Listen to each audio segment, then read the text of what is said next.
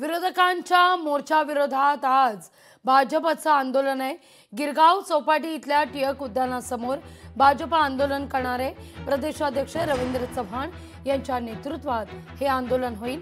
भाजप मुंबई अध्यक्ष अमित साटम, मंत्री मंगल प्रभात लोढा, काही आमदार या ठिकाणी उपस्थित असतील।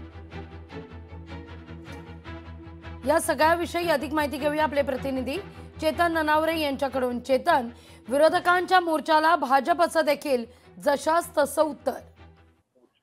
निश्चित लागवी एकंदरीतच आज ज्या प्रकारे विरोधकांनी मतचोरीचा आरोप करत सत्ताधाऱ्यांविरोधात आणि निवडणूक आयोगाविरोधात जो मोर्चा काढलेला आहे त्याच्या प्रत्युत्तर दाखल महाविकास आघाडीचा दुटप्पीपणा उघड करण्याचा दावा करत आता भाजपनेही गिरगाव चौपाटी या ठिकाणी असलेले लोकमान्य टिळक उद्यानासमोर आता एक आंदोलनाची हाक दिलेली आहे।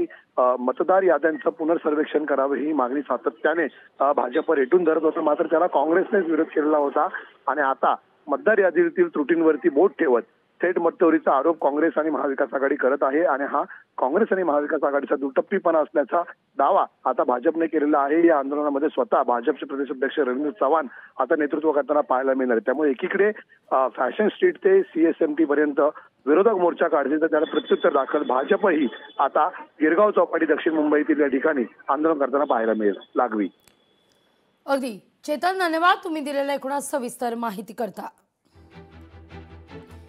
या सगळ्या मुद्द्यावर नवनाथ बन यांनी काय प्रतिक्रिया दिली आहे ऐकूया।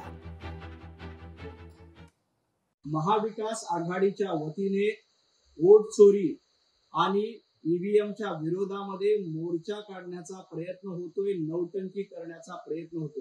खरं तर महाविकास आघाडीचा हा दुटप्पीपणा आहे। भारतीय जनता पार्टीच्या वतीने महाविकास आघाडीच्या या मोर्चाच्या विरोधात मूक आंदोलन केलं जाणार आहे। दुपारी 1 वाजता गिरगाव चौपाटी इथं या मूक आंदोलनाला सुरुवात होईल आणि महाविकास आघाडीचा हा नौटंकीपणा, दुटप्पीपणाची पोलखोल करण्याचं काम भारतीय जनता पार्टीच्या वतीने करण्यात येईल। लोकशाही मराठी ऐका, पहा, जागरूक रहा।